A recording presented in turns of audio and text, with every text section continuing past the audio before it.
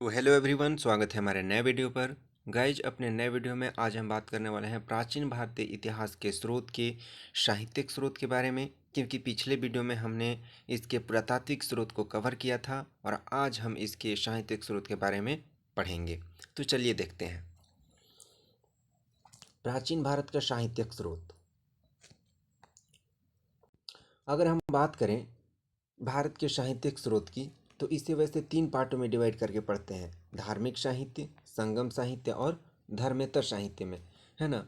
चलिए हम line to line इसको देखते हैं। भारत में इतिहास लेखन की प्रक्रिया यद्यपि विभिन्न युगों में प्रचलित रही, किंतु तब इतिहास लेखन स्वतंत्र रूप में न होकर साहित्यिक रूप में होता था। आचार्यों ने अति गंभीर एवं अन्वेषणात्मक बुद्धि से इतिहास का लेखन संक्षिप्त रूप में किया था। इतिहास शब्द अथर्व में मिलता है। इसी प्रकार आचार्य दुर्गकृत निरुक्त भाष्य वृत्ति में भी इतिहास की स्वतंत्र परिभाषा उल्लेखित है। प्राचीन भारत में इतिहास को 5वां वेद स्वीकार किया गया है। प्राचीन साहित्य को हम सूक्ष्म अध्ययन की दृष्टि से 3 खंडों में विभक्त करके पढ़ सकते हैं, जिसमें पहला खंड आपका आएगा धार्मिक साहित्य, दूसरा खंड आएगा संगम साहित्य और तीसरा खंड आएगा धर्मेतर साहित्य, है ना। तो अगर हम बात करें धार्मिक साहित्य की, तो धार्मिक साहित्य में बहुत सारे धर्म ग्रंथ आएंगे, जिसमें आपका इसके अंतर्गत वेद आ जाएगा, पुराण आ जाएगा, महाकाव्य आ जाएगा, आख्यान आ जाएगा, उपनिषद आ जाएगा, साहित्य इत्यादि, जो संस्कृत भाषा में सभी ग्रंथ लिखे हुए हैं, और ये सभी ग्रंथ धार्मिक साहित्य के अंतर्गत आएंगे, है ना। तो इसके अंतर्गत हमें वेद, पुराण, महाकाव्य, आख्यान, उपनिषद, संहिता, ये सभी ग्रंथों को पढ़ना है। और यही ग्रंथ जो है हमारे प्राचीन भारत के इतिहास के साहित्यिक स्रोत के एक तरीके से मुख्य पार्ट्स हैं। यहीं से हमें जानकारियाँ मिलती है कि भारत में प्राचीन काल चल रहा था। चलिए आगे देखते हैं। तो चलिए आगे देखते हैं वेद के बारे में। आर्यों ने सर्वप्रथम वेदों की रचना की, जिनकी संख्या 4 थी, जिसमें पहला आता है ऋग्वेद, यजुर्वेद, सामवेद, अथर्ववेद। इतिहासकारों ने ऋग्वेद का रचनाकाल 1500 से 1000 ईसा पूर्व माना है। पूर्व एवं अथर्ववेद 1000 से 500 माना जाता है ना। अगर हम वेद की बात करें तो वेद को 2 पार्टों में डिवाइड करके पढ़ते हैं, ठीक है। कितने पार्टों में? 2 पार्टों में से डिवाइड करके पढ़ते हैं। एक पार्ट तुम्हारा होता है वैदिक काल और दूसरा पार्ट होता है उत्तर वैदिक काल। वैदिक काल की जो कालक्रम है वो यहाँ पे देख सकते हैं आप, 1500 से 1000 ईसा पूर्व जो होता है वो ऋग वैदिक काल कहलाता है, और उत्तर वैदिक काल आपका 1000 से 500, कहीं कहीं पर आपको ये डेटा 600 मिलेगी। तो ये उत्तर वैदिक काल कहलाता है। और इस काल की जो सामाजिक, आर्थिक, राजनीतिक व्यवस्था थी, उसकी जानकारी हमें इन्हीं 4 वेदों ऋग्वेद, यजुर्वेद, सामवेद व अथर्ववेद से मिलती है, जिससे कि वो हमें एक प्राचीन भारत की जानकारी देने की एक मुख्य स्रोत बनती है ना। ऋग्वेदिक काल जो था यहाँ पर समाचार वर्ण में डिवाइडेड था, और वो जो वर्ण थे वो कर्म प्रधान थे, है ना। उनके कर्म के आधार पर उनके जाति का निर्धारण होता था। लेकिन जब उत्तर वैदिक का काल क्रम आता है, यानी 1000 से 500 ईसा पूर्व का काल, तो उस टाइम पे समाज में कर्म को नहीं बल्कि जन्म को एक तरीके से आधार बनाया गया था। मतलब पहले क्या था कि ब्राह्मण के बेटा ही ब्राह्मण नहीं बनेगा, बल्कि कोई भी ब्राह्मण बन सकता है जो ज्ञानवान हो और शिक्षित हो। वो था ऋग्वेदिक काल में। लेकिन उत्तर वैदिक काल में हो गया कि ब्राह्मण के बेटा ही ब्राह्मण बनेगा, क्षत्रिय के बेटा ही क्षत्रिय बनेगा, वैश्य के बेटा ही वैश्य बनेगा, और शूद्र के बेटा ही शूद्र बनेगा। इस तरीके की व्यवस्थाएं जो है उत्तर वैदिक काल में कर दी गई, और ये एक मुख्य स्रोत बनता है हमारे प्राचीन भारत इतिहास को जानने का। चलिए आगे हम देखते हैं उपनिषद के बारे में। उपनिषद ब्राह्मण ग्रंथ, है ना। उपनिषद या ब्राह्मण ग्रंथ। उपनिषद को अध्यात्म विद्या माना गया है, जो विश्व बंधुत्व की शिक्षा प्रदान करता है। प्राचीन काल में आचार्य अपने सबसे योग्य शिष्य को इस गुणों का ज्ञान और दान दिया करते थे। उपनिषद का शाब्दिक अर्थ होता समीप बैठना। उपनिषद का शाब्दिक अर्थ क्या होता है? तो समीप बैठना। उपनिषद में पूर्व जन्म से संबंधित ज्ञान 108 उपदेशों में संग्रहित है ना। उपनिषद में जो पूर्व जन्म से संबंधित ज्ञान है वह कितने उपदेशों में दिए गए हैं? तो 108 उपदेशों में दिए गए हैं। और इनमें भी छंदोग्य उपनिषद जो है वह बृहदारण्यक के उपनिषद सबसे प्रमुख है। है ना। 108 उपनिषदों में भी जो 2 उपनिषद है, जिसमें एक छंदोग्य उपनिषद है, एक बृहदारण्यक उपनिषद होता है, ये सबसे विशेष माने जाते हैं, है ना। चलिए आगे हम देखते हैं इसमें इसमें बिंबिसार के पूर्व राजनीतिक दशा के चित्रण मिलता है। किसमें? उपनिषदों में। उपनिषद के संबंध में शोपेनहावर ने कहा था कि संसार भर में उपनिषदों के समान प्रेरणास्पद ग्रंथ और कोई नहीं, है ना। शोपेनहावर ने क्या कहा कि अगर संसार में देखा जाए, विश्व में देखा जाए, तो उपनिषदों से अच्छा प्रेरणा स्रोत यानी मोटिवेशनल ग्रंथ कोई और नहीं है। और उपनिषदों की संख्या कितनी है? तो 108 है, और इनमें भी छंदोग्य उपनिषद और बृहदारण्यक के उपनिषद सबसे विशेष माने गए हैं, है ना। आगे हम देखेंगे पुराण के बारे में, और ये उपनिषद हमें प्राचीन भारतीय इतिहास की जानकारी प्रदान करता है, ठीक है।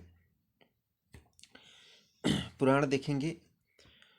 पौराणिक गाथाओं का संकलन पुराण कहलाता है। क्या कहलाता है? जो पौराणिक कथाएं हैं, है ना, उनको जिस ग्रंथ में लिखा गया है वो पुराण कहलाते हैं। और इनकी संख्या 18 है। पुराणों की संख्या 18 है। इनमें कथाएं, किंवदंतियां, लोक साहित्य, गीत, परंपरा का उल्लेख होने से भारतीय इतिहास के राजनीति पक्ष को अत्यधिक विस्तार से जानने में सहायता मिलती है। आदि पुराण की रचना महर्षि वेदव्यास ने की। वायु पुराण सातवाहन राजाओं की वंशावली, मत्स्य पुराण से नागवंश की वंशावली व गरुड़ पुराण से गुप्तों की वंशावली की जानकारी हमें प्राप्त होती है ना। तो हम पुराण के बारे में क्या देखें कि पुराणों की संख्या 18 है, और 18 पुराणों में भी सबसे विशेष पुराण है वो है आदि पुराण की रचना किसने की थी? महर्षि वेदव्यास ने की। वायु पुराण की अगर हम बात करें तो उसको जब हम पढ़ते हैं तो उससे हमें सातवाहन काल के राजाओं की वंशावली के बारे में जानकारी मिलती है ना। और मत्स्य पुराण को अगर हम पढ़ें तो उससे नागवंशों की वंशावली की जानकारी मिलती है। और गरुड़ पुराण से हमें गुप्त वंश, जिसमें चंद्रगुप्त प्रथम, चंद्रगुप्त द्वितीय, समुद्रगुप्त, इन सभी राजाओं की जानकारी हमें प्राप्त होती है। आगे देखते हैं। प्राचीन काल में पुराणों के माध्यम से इतिहास लेखन को गति मिली। विख्यात इतिहासकार रोमिला थापर ने पुराणों का सूक्ष्म अध्ययन कर अत्यंत बुद्धिमत्तापूर्ण तरीके से प्राचीन भारत की वैज्ञानिक जानकारी दी है ना। सूक्ष्म अध्ययन किया, शॉर्ट अध्ययन किया, लेकिन उनको अध्ययन से, पुराणों के अध्ययन से ही उसने प्राचीन भारत की एक वैज्ञानिक तरीके से, मतलब एक अलग तरीके से सोच करके जानकारियाँ दी हैं कि प्राचीन काल कैसा था, ठीक है। इस प्रकार की जानकारियाँ रोमिला थापर ने दी है। रोमिला थापर ये यहाँ पे लिखा हुआ है। अगला हम देखेंगे आख्यायिका व स्मृति, है ना। आख्यायिका व स्मृति ज्ञान को सुस्पष्ट करने, है ना, ज्ञान को सुस्पष्ट करने उपयोग में लाई गई सहायक सामग्री आख्यायिका कहलाती है। ज्ञान को सुस्पष्ट करने और उपयोग में लाई गई जो सहायक सामग्री है वो आख्यायिका कहलाती है ना। आख्यायिका कह सकते हैं मतलब कथाएं। आख्यायिका का मतलब होता है कथाएं। आख्यायिका घटनाक्रम को प्रमाणित करती है, ठीक है। आख्यायिका क्या करती है? घटनाक्रम को प्रमाणित करती है। फलतः इसमें सत्यता होती है। वैदिक युग में अश्वमेध यज्ञ के अवसर पर आख्यान सुनाए जाते थे। आख्यान कहे तो कथाएं सुनाए जाते थे, और उन आख्यानों में वंशानुचरित्र भी शामिल होता था, है ना। उन आख्यानों में क्या शामिल होता था? तो वंशानुचरित्र भी शामिल होता था, ठीक है। आगे हम देखेंगे साहित्य में श्लोक का सूत्र लेखन की परंपरा के बाद स्मृतियों का लेखन प्रारंभ हुआ, जिसमें प्राचीन भारत के राजनीतिक, आर्थिक, सामाजिक व धार्मिक पक्षों की जानकारी मिलती है। स्मृति के अंतर्गत मनुस्मृति व याज्ञवल्क्य के स्मृति प्रमुख है। अगर स्मृतियों की बात करें तो सबसे विशेष और जो सबसे कह सकते हैं कि प्रतिष्ठित स्मृति हैं वो है मनुस्मृति और याज्ञवल्क्य की स्मृति। मनुस्मृति से मौर्य साम्राज्य एवं याज्ञवल्क्य की स्मृति से गुप्त साम्राज्य की सूक्ष्म जानकारी मिलती है ना। अगर स्मृतियों में देखें तो मनुस्मृति और याज्ञवल्क्य की स्मृति सबसे विशेष है, और उसमें भी जो मनुस्मृति है वो हमें मौर्य वंश की जानकारी प्रदान करती है। मौर्य वंश कहे तो चंद्रगुप्त, है ना। चंद्रगुप्त के बाद कौन आया था? चंद्रगुप्त और अशोक वाला काल, वो अशोक सम्राट था, वो जो सभी शासक हुए थे वो मौर्य वंशीय शासक थे। तो उन सब की जानकारी हमें मनुस्मृति से मिलती है, और याज्ञवल्क्य की स्मृति से हमें गुप्त साम्राज्य की जानकारी प्राप्त होती है। आगे हम देखेंगे प्राचीन भारत के साहित्यिक स्रोतों में पांचवा स्रोत के तौर पे हम देखेंगे महाकाव्य, है ना। प्राचीन भारत के अध्ययन, अनुसंधान एवं लेखन में महाकाव्य का स्थान विशिष्ट स्वीकार किया गया है। महाकाव्य के अंतर्गत महर्षि वाल्मीकि कृत रामायण एवं महर्षि वेदव्यास कृत महाभारत का अध्ययन किया जाता है ना। महाकाव्यों में अगर हम बात करें तो दो विशेष महाकाव्य हैं, एक रामायण और एक महाकाव्य। और रामायण की रचना महर्षि वाल्मीकि और महाभारत की रचना महर्षि वेदव्यास द्वारा किया गया है ना। रामायण के अध्ययन से हमें हयवंशी, विदेह, कौशल, अयोध्या, मिथिला, कैकेय, श्रीलंका सहित दक्षिणापथ साम्राज्यों के, दक्षिणापथ कहे तो दक्षिण, उत्तर भारत और दक्षिण भारत, तो दक्षिण भारत के जितने भी साम्राज्य थे उनके राजनीतिक, आर्थिक, धार्मिक, है ना, सामाजिक, चारित्रिक, सांस्कृतिक व ऐतिहासिक जानकारी मिलती है। ठीक है, किससे? रामायण से। रामायण के अध्ययन से हमें हयवंशी, विदेह, कौशल, अयोध्या, मिथिला, कैकेय, श्रीलंका सहित दक्षिण भारत के जितने साम्राज्य हैं उनकी राजनीतिक, आर्थिक और धार्मिक, सामाजिक, चारित्रिक, सांस्कृतिक एवं ऐतिहासिक जानकारी मिलती है।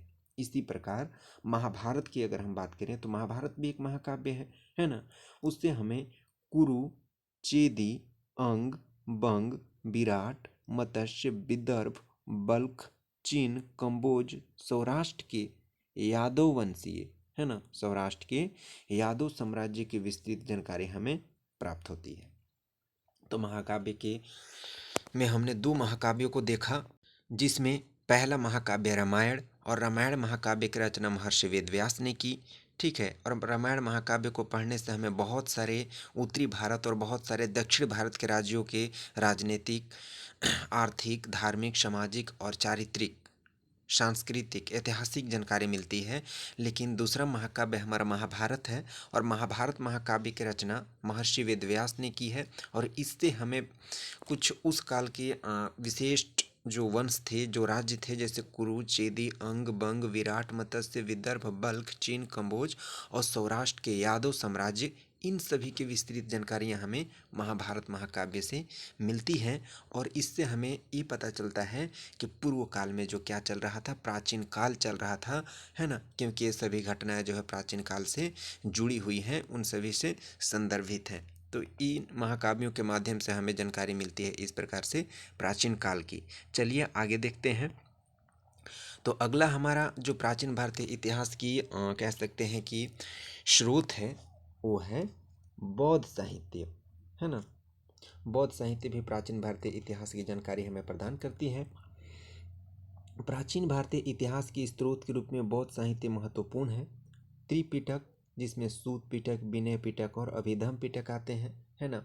बौद्ध साहित्य में त्रिपिटक की यदि बात होती है तो वहाँ पे सूत पिटक, विनय पिटक और अभिधम पिटक का नाम सामने आता है ना। बौद्ध धर्म एवं संघ के सिद्धांत, संगठन एवं जीवन के संबंध में जानकारी देते हैं। इसे विशाल आशावादी विचारधारा कहा जाता है। सूत पिटक में बुद्ध के धार्मिक विचारों का संग्रह है। सूत पिटक में क्या चीज़ है? तो बुद्ध ने बौद्ध धर्म से संबंधित जो भी विचार दिए थे, जो भी अपना मत दिया था, उसको संग्रहित करके रखा गया है सूत पिटक में, जिसे उनके प्रिय शिष्य आनंद ने संकलित किया है ना। तो गौतम बुद्ध के धार्मिक विचारों को संग्रहित करने वाला जो व्यक्ति है वो है उनका प्रिय शिष्य आनंद, जिन्होंने सूत पिटक में उनके धार्मिक विचारों को लिखा है, उसे संकलित करके रखा है। विनय पिटक की अगर हम बात करें तो विनय पिटक में बौद्ध संघ की स्थापित परंपरा, मान्यता और आदर्शों का संकलन है, उपालि द्वारा किया गया है ना। अगर हम विनय पिटक जैसे त्रिपिटक देखिए, सूत पिटक में गौतम बुद्ध के धार्मिक विचारों का संग्रह है। विनय पिटक में बौद्ध संघ से संबंधित जो भी परंपराएं थी, उस धर्म में संबंधित जो मान्यता थी, जो आदर्श थे, उन सभी को विनय पिटक में लिखने का कार्य किया है उपालि ने, और उन्होंने बौद्ध धर्म से संबंधित परंपराओं, मान्यताओं को उस पिटक में, विनय पिटक में लिखा है। अगला हमारा आता है अभिधम पिटक। अभिधम्म पिटक में बौद्ध दर्शन व विचारधारा का विकास यात्रा लिखी गई है। वे तीनों पिटक जन भाषा में दिए गए हैं, है ना। उस टाइम की जो जन भाषा थी वो थी पाली। ठीक है, गौतम बुद्ध ने जो अपना उपदेश दिया था वो उपदेश उन्होंने पाली भाषा में दिया था, और उस टाइम की जो जनता की भाषा थी वो थी पाली। ठीक है, वे मूलतः धार्मिक ग्रंथ हैं। ये जो ग्रंथ थे वो क्या हैं, मूलतः धार्मिक ग्रंथ हैं। उनका इतिहास नहीं कहा जा सकता, किंतु उनके माध्यम से इस इतिहास के विभिन्न पक्षों के बारे में उल्लेखनीय जानकारी प्राप्त की जाती है, और यही इनका ऐतिहासिक महत्व है। ठीक है, तो इसमें हमने क्या देखा कि बौद्ध साहित्य में हमने मुख्य रूप से बौद्ध धर्म के त्रिपिटक के बारे में जाना, जिसमें सूत पिटक, विनय पिटक और अभिधम्म पिटक की बात की। सूत पिटक में गौतम बुद्ध के धार्मिक विचारों का संकलन है, जिसको उनके पीर शिष्य आनंद ने संकलित किया है, उसमें लिखा है। विनय पिटक में हमने देखा कि बौद्ध धर्म, बौद्ध संघ से संबंधित जो मान्यताएं थी, परंपराएं थी, उस चीज़ को संकलित किया गया है और उसे उपाली ने संकलित किया है। अभिधम्म पिटक में बौद्ध दर्शन व विचारधारा, बौद्ध धर्म से संबंधित जो विचारधाराएं थी, जो मान्यता थी, उसको विकसित किया गया है और उसमें अभिधम्म पिटक में लिखा गया है। तो बौद्ध धर्म के त्रिपिटक हमें प्राचीन कालीन इतिहास की जानकारी प्रदान करती है। चलिए इसी में कुछ आगे और है, उसको देखते हैं। तो आगे बताया गया है कि जातक कथाओं में गौतम बुद्ध के पुनर्जन्म का विवरण है, जिनकी संख्या 549 है ना। जातक कथाओं में गौतम बुद्ध के पुनर्जन्म का बात कही गई है कि उनका पुनर्जन्म का विवरण है, मतलब पुनर्जन्म होगा ऐसे करके। और इनकी जो जातक कथाओं की संख्या है वो 549 है। जातक कथाओं से व्यापार, धर्म, कृषि दशा व सामाजिक व्यवस्था की कुछ जानकारी मिलती है। महावंश और दीपवंश नामक बौद्ध ग्रंथ से, है ना, प्राचीन भारत की अच्छी जानकारी मिलती है। इस प्रकार मिलिंद पन्हों, दिव्यावदान, ललित सागर से भी भारत के साथ ही प्राचीन भारत के विदेशों से संबंध पर प्रकाश पड़ता है। विशेषतः कौशल, वत्स, अवंती तथा मगध राज्यों की जानकारी विस्तार से दी गई है। यद्यपि कहीं कहीं पर वे अतिशयोक्ति से परिपूर्ण है, मतलब कुछ बढ़ा चढ़ा करके भी इन ग्रंथों में लिखी गई है, किंतु अतीत के अध्ययन में यह सहयोग प्रदान ग्रंथ करती है।